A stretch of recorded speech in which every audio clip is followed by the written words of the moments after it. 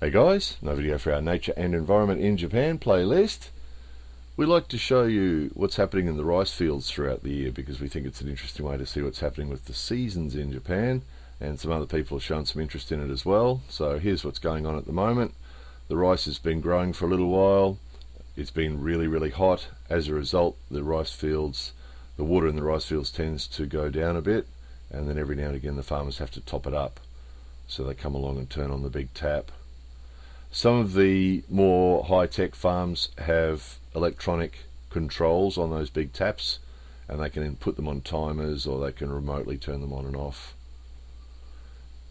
So this farmer's done all his planting in this area at the same time. So all the rice is at the same age, all the fields are in a similar condition at the moment, which means he just comes along now and turns on the tap on all these fields.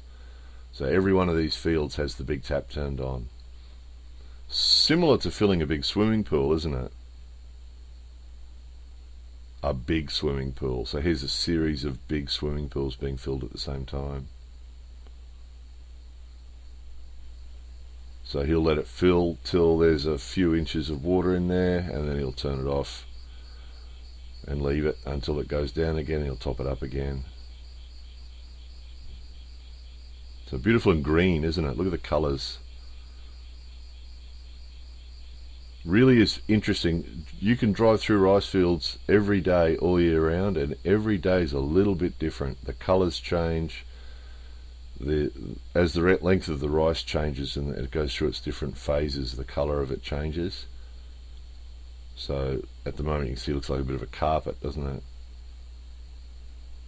So obviously that exercise requires a lot of water. So if you go up the hill, if you see rice fields like that, if you keep going uphill, eventually when you get to the top, the highest point, you'll come across a body of water, because obviously it's all gravity fed.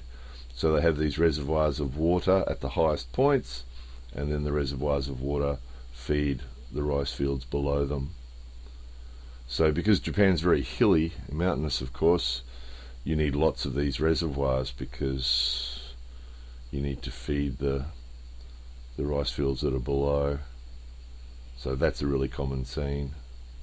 Quite often fishermen, you can't quite see him, but there's a fisherman on the other side there fishing. Usually they have catch and release rules about these waterways, so you can fish in there, but you have to release the fish after you've caught them, release them back into the water.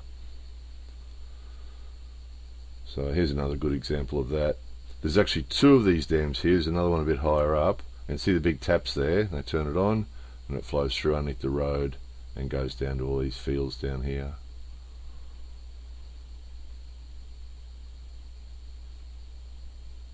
Beautiful green, isn't it? That colour is just eye-popping.